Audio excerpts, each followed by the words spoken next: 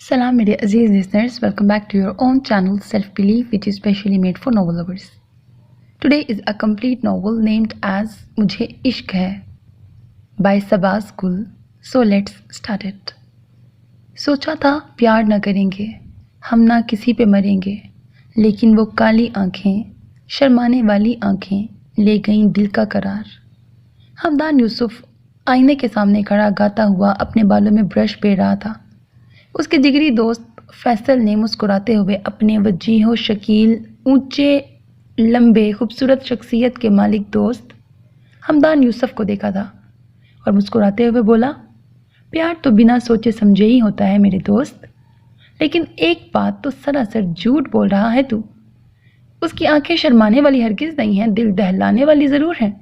तुझे इसकी बजाय वो वाला गाना गाना चाहिए, जालिम नज़रों से मुझको तुम ना देखो मर जाऊंगा, ओ जाने जाना मर जाऊंगा। मर तो गया हूँ मैं, क्या उसकी वजह से तो मेरा बाप भी मर गया। हमदान यूसुफ अफसुर्दा होकर बोला, फिर भी उसी से इश्क है जो दुश्मनी जाँ है। फैसल बोला, यही तो बेबसी है, बल्कि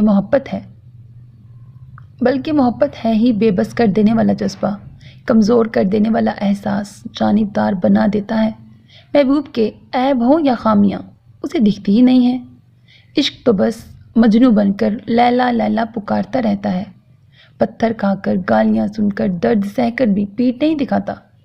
कैसा ये इश्क है, अजब सा रिस्क है।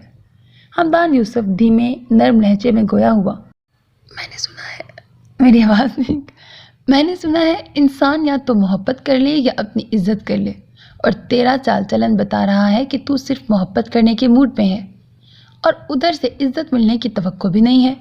फैसल का इशारा उसकी होने वाली बीवी मुज़ना फवाद की जानिब था, जिसके साथ चंद घड़ियों बाद हमदान यूसुफ का निकाह होने वाला था। स्याह 3 पीस सूट में मैरून रंग की टाई लगाए, स्याह शूज़ पहने, मर्दाना परफ्यूम छिड़कता हमदान यूसुफ अपने सुर्खों सफ़ेद रंग और दिलकश नकूश के बाइस हुस्न और जमाल में यूसुफ सानी से कम नहीं लग रहा था। ये फैसल का ख्याल था। हमदान यूसुफ कितना ही हसीन और जमील क्यों न था, उसके मुकाबिल भी जुलेखा थी।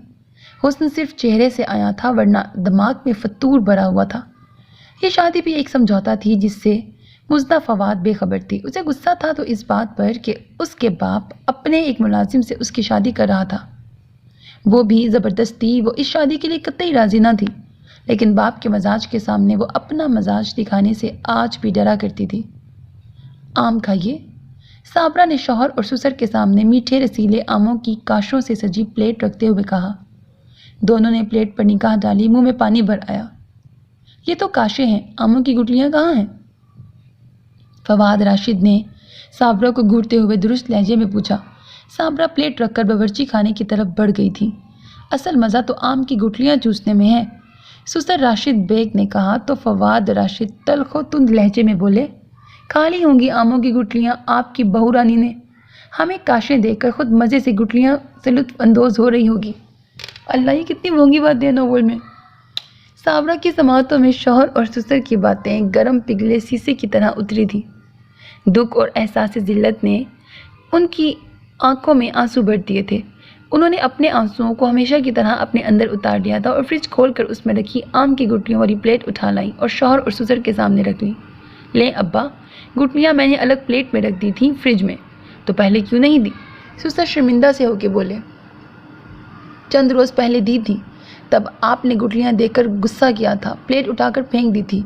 जब भी काशों के साथ आज गुठलियाँ नहीं दी आपको खाने के लिए, साबरा ने संजीदगी से जवाब दिया। तो वो अपने इस मुनफिकाना रवैये पर बजाय शर्मिंदा होने के, अपनी जीप मिटाने को बेटे को आंखों ही आंखों में साबरा को जवाब देने का इशारा करते हुए खुद आम खाने लग गए।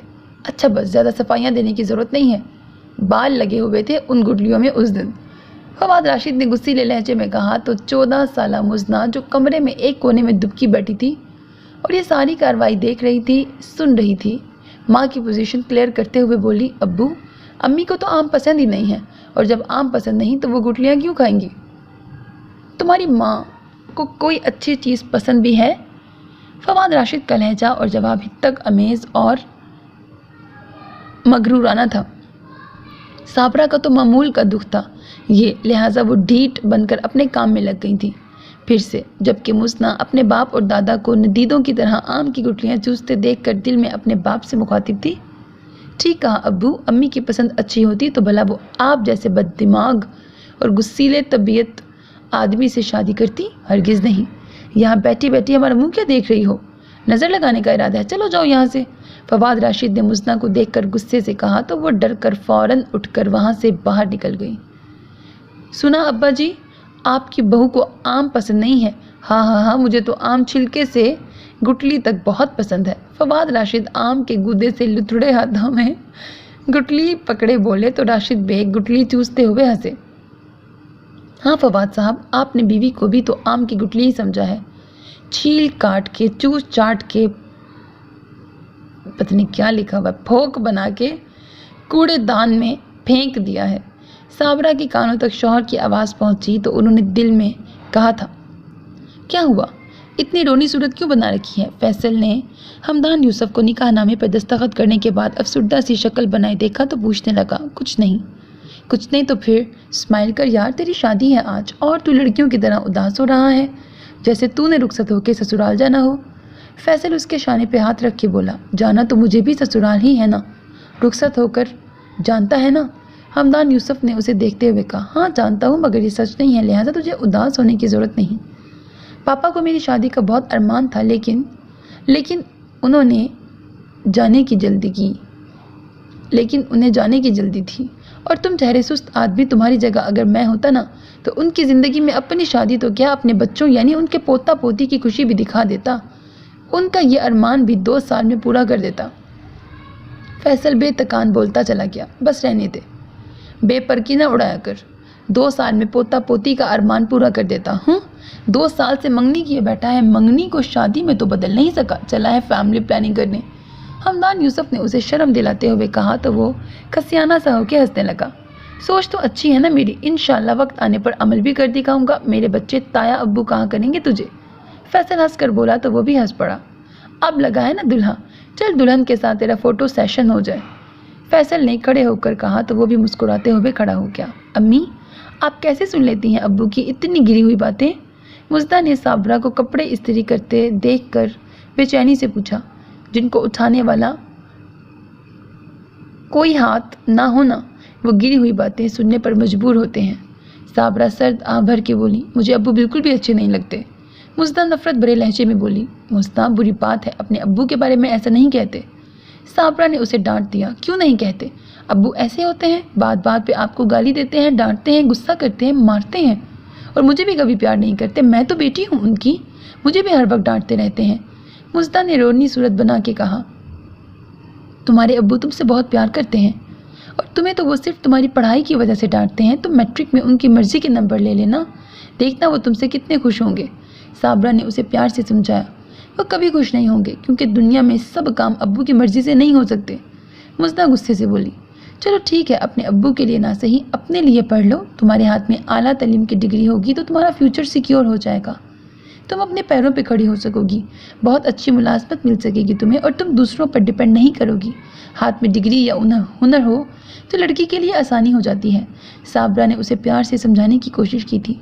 आपके लिए तो आसानी नहीं हुई अम्मी, आपने भी तो बीए किया था और फिर एक बदमजाज शख्स से ब्याह रचा कर अपनी ज़िंदगी बर्बाद कर ली। मुस्दा उनकी गोद में सर रख कर लेट गई। ये सब मेरा नसीब था, किस्मत में लिखा था, जिस पे बस ना चले वो नसीब और जो हाथ से निकल जाए वो किस्मत में लिखा था। कितनी अजीब लॉजिक है ना अम्मी। मुस्दा इंग्लिश मीडियम स्कूल में पढ़ रही थी, खूबसूरत ही नहीं ज़हीन भी बहुत थी। यार ये तो बहुत ही बोंगा नॉवल है, अल्लाह अल्लाह, अभी मैंने सिर्फ 6 पेजेस पढ़े हैं और ये कोई 100+ पेजेस का नॉवल है। शुक्र है मुझे शुरू में ही पता लग गया कि ये बोंगा है, तो मेरी ज़्यादा टाइम नहीं वेस्ट हुआ।